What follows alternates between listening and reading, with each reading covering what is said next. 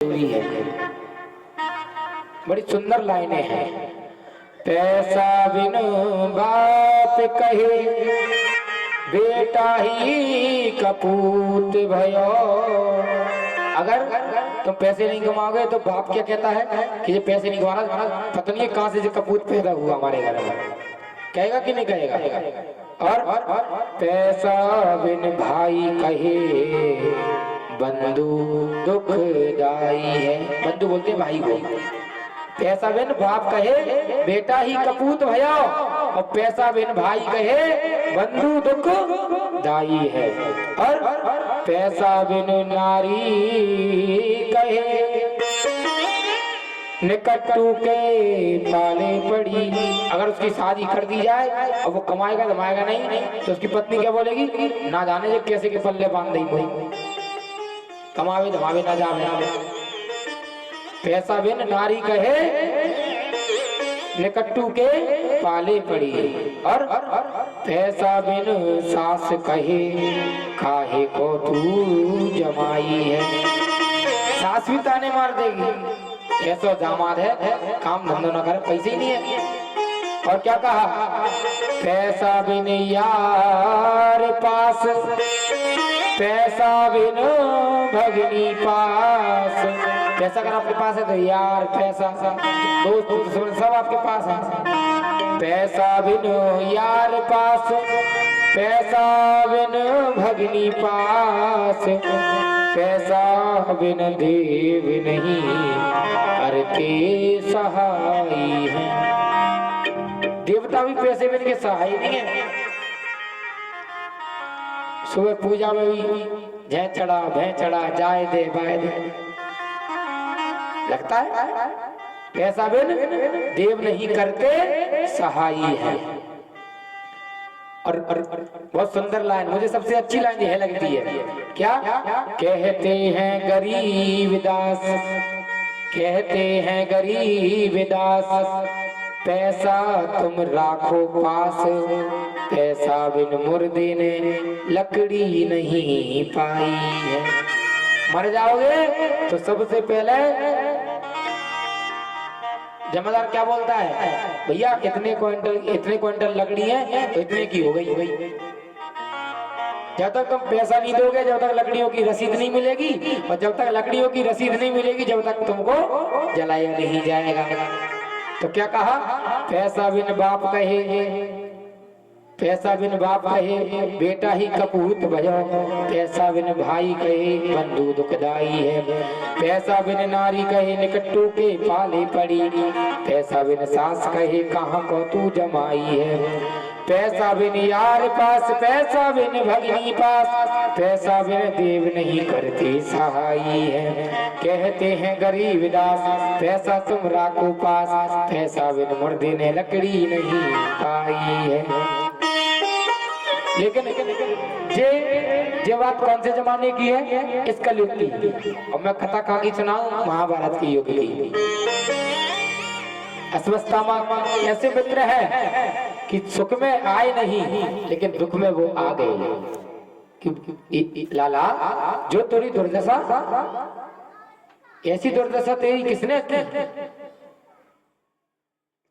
आज जब पूछा तो कहने लगे कि हम कौरव 100 भाई एक भी ना बचा, पांडव 5 भाई और 5 जीवित हैं।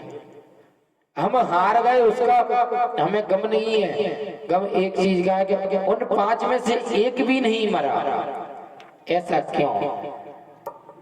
तो उसके लिए क्या बोला, जाको राके साइया मार सके न कोई, बाल नवा का हो सके जो जग बैरी होई। पांडवों के साथ कौन थे, ठाकुर जी लीलाधारी। जिसके साथ ठाकुर जी हैं तो उसका कोई बाल वाका नहीं कर सकता। तो आज कहने लगे कि पांडवों से अगर एक भी मर जाता तो हमको बड़ी प्रसन्नता होती।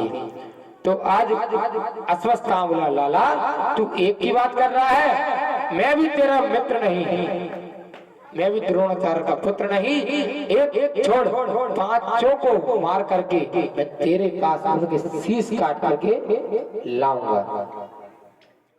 आज जब ऐसा बोला, जब ऐसा बोला गया तो आज थोड़ी हिम्मत आई कि मेरा मित्र मेरे साथ है, मेरा मित्र मेरे साथ है।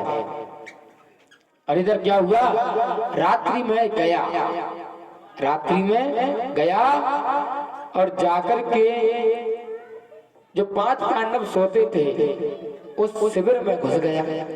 लेकिन उस दिन क्या हुआ, विजय श्री की खुशी के चक्कर में 5 भाई मेरे ठाकुर के साथ आनंद ले रहे थे।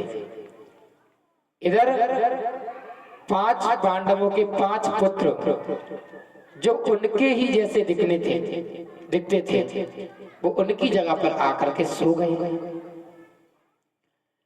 आकर के जैसे ही सोए हैं, इधर से अश्वत्थामा नंगी तलवार लेकर के आया और सोते हुए पांडव पुत्रों की गर्दन काट दी। गर्दन काटकर और वह पहुंचा किसके पास, आज जिसकी जंगा टूटी पड़ी है, और वहां पहुंचा कि मित्र आज पहुंच गया। ये दुर्योधन, ये मित्र देख, एक की छोड़ मैं 5 को लेकर के आया हूं। 5 पहले तो मन में शंका हुई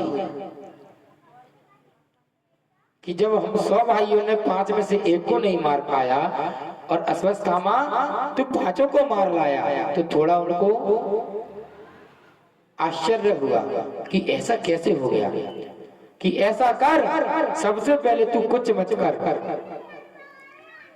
सबसे पहले तू कुछ मत कर, मुझे केवल भीमसेन का सिर दे जिसने मेरी है हरत की। कि ऐसा क्यों कि मैं अपने हाथों से उसकी खोपड़ी को मीट करके उसका चूरन बनाऊंगा, तू मुझे दे। जैसे ही भीमसेन की पुत्र का सर दिया तो उसने दबा करके देखा, थोड़ा बच्चों का जो सिर होता है मुलायम होता है, बस देखा तो जोर से चिल्ला कर बोला, अरे अश्वत्थामा, अरे मित्र, यह तूने क्या कर दिया? यह तूने पांडव नहीं, पांडव पुत्र को मारा है। तूने तो हमारे पूरे कुल में पानी देने वाला भी नहीं छोड़ा। मित्र, तूने ये क्या किया? तूने ये क्या किया? बस ऐसा बोला। आज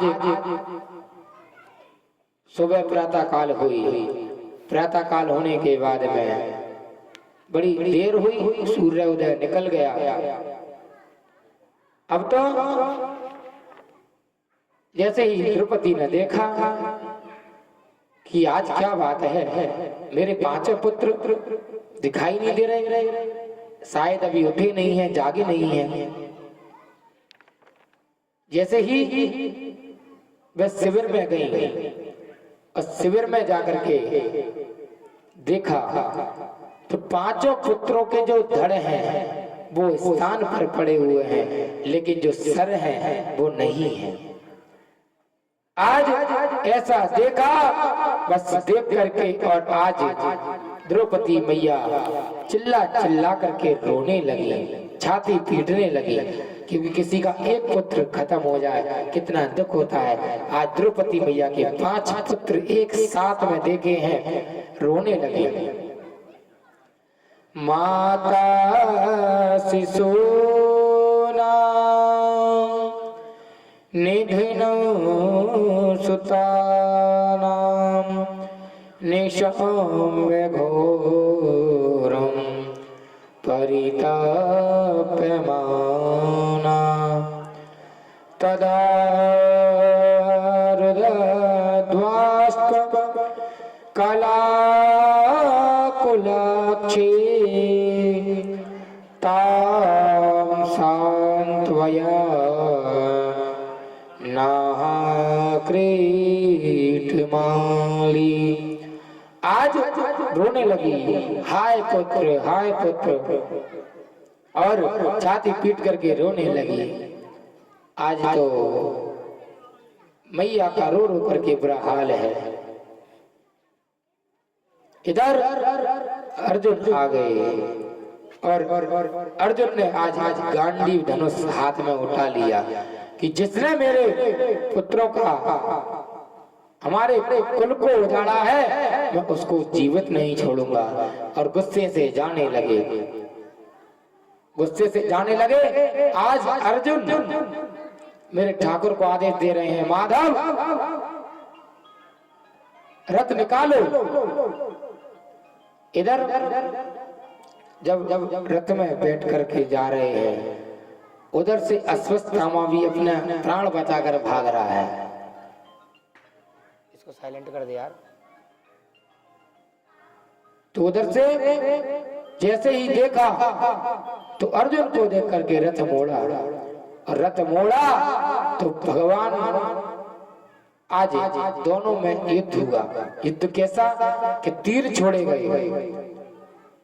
जब ब्रह्मास्त्र में अर्जुन के लिए छोड़ा तो क्या बताया मेरे ठाकुर ने कि ये अर्जुन केवल अश्वत्थामा को यह धनुष जो इसने ब्रह्मा से छोड़ा है, केवल वह चला सकता है, लेकिन वापस करना नहीं जानता। तुम चला भी सकते हो और तुम वापस भी कर सकते हो। जब ऐसा बोला तो उसको ब्रह्मास्त्र को वापस किया और ब्रह्म फांस में आज अश्वत्थामा को बांध लिया और पकड़कर रथ में पटक कर और आज लेकर के आए। आज पहुंचे द्रौपदी के पास, बोले देवी हमारे पुत्रों को मारने वाले व्यक्ति को मैं लेकर के आया हूं, बोलो उसको क्या दंड दूं। सोचने का विषय है, समझना इस बात को। द्रौपदी मैया कहती हैं, ए प्राणनाथ इनको छोड़ दिया जाएगा, छोड़ दिया जाए कि यहाँ प्राणनाथ छोड़ दिया जाए। अरे देवी तुम कैसी बात करती हो, छोड़ दिया जाए? जिसने तुम्हारे एक नहीं, दो नहीं, तीन नहीं, 5 पुत्रों को मारा है, तो तुम कहती हो कि छोड़ दिया जाए? कि हाँ स्वामी छोड़ दिया जाए। क्यों? आपके गुरु पुत्र हैं। मैं नहीं चाहती कि जैसे मैं पुत्र के विलाप में रो रही हूँ, छाती पीट रही हूँ, आपकी गुरु माँ भी वो इस पुत्र के वियोग में रोवे। मैं नहीं चाहती माधव।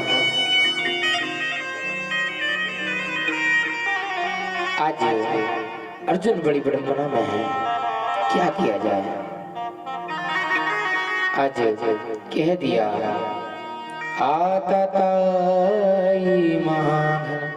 जो आतताई है ब्राह्मण को मारना नहीं चाहिए, और जो आतताई जो बालकों की हत्या करते हैं उनको कभी छोड़ना नहीं चाहिए। तो आज अर्जुन बोले, माधव एक बात बताओ, मारना भी चाहिए छोड़ना भी चाहिए, क्या कहना चाहते हो? तो क्या कहा? ब्रह्मा बंधुर हंतव्य आतताई वदारणा मयि वो भयामामिनाकं परिपानुशासनम्।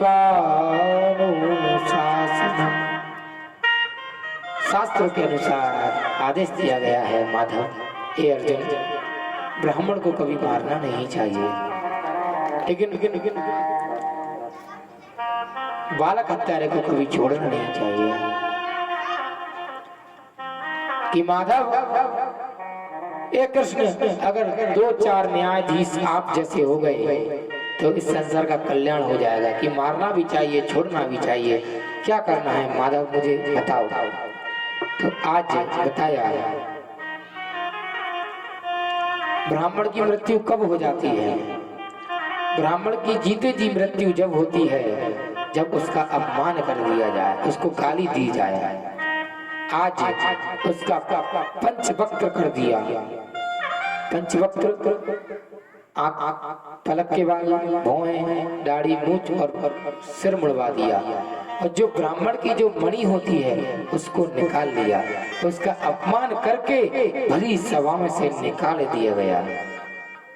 तो इससे क्या हुआ कि ना ब्राह्मण को मारना पड़ा, न आतताई को छोड़ा, लेकिन अपमान कर दिया तो उसकी ना वो मृत्यु है ना उसकी जिंदगी, उसको मरे के समान माना गया है। कहने का तात्पर्य हमारे इस जीवन काल में चाहे वो ब्राह्मण हो चाहे कोई भी हो, कभी किसी का अपमान नहीं हो हमारे इस जीवन में।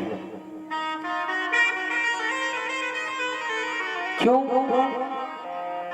आज अश्वत्थामा अग्नि में जल रहा है, मेरा अपमान हुआ है। भैया बड़ी सच्ची घटना है, सच्ची बात है। किसी नेता का, किसी आप अधिकारी का 100 बार सम्मान कर दो, 100 बार खूब माला पहना करके, केवल एक बार उसको जूते की माला पहना करके देख लो, वो 100 सम्मान को भूल जाएगा लेकिन उस एक अपमान को जिंदगी में नहीं भूलेगा। आज क्या हुआ,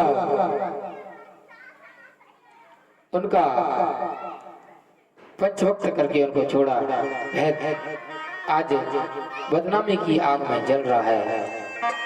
उसको पता चला कि मैं अभी तक तो मैंने किसी को छोड़ा नहीं, लेकिन अब मेरे साथ ऐसा हो ही गया।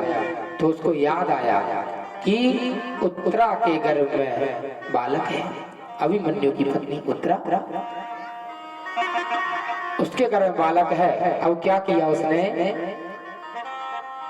ब्रह्मास्त्र को छोड़ दिया, ब्रह्मास्त्र छोड़ दिया। इधर मेरे ठाकुर जी पांडवों से विदा लेकर के जैसे जाने को हुए, तो एक पैर तो उनका रथ पर है और एक उनका पृथ्वी पर है। इतने में वह उत्तरा दौड़ती दौड़ती चीखती पुकारती आई और चरणों से लिपट गई। और क्या पुकारी? पाही पाही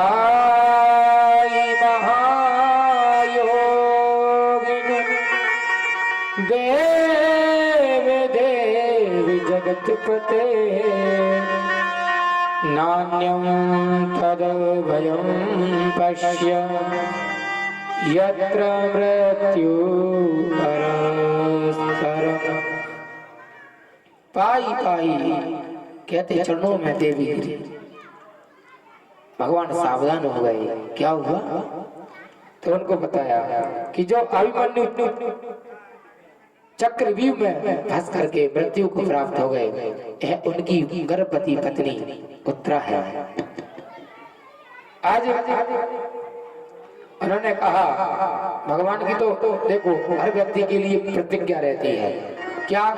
अनन्यास चंद्र यंतो माम ये जना परिभासते तेषां मिथ्याभ्युक्तानां एकं क्षेमं वहाम्यहम्। कि कभी भी कोई भी चिंता का विषय हो तो मुझे कोई पुकारेगा तो मैं उसके क्लेश, उसके दुखों को दूर करूंगा। आज वह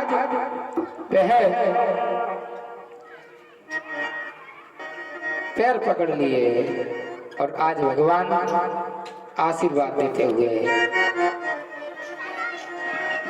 जहाँ मेरा कोई ना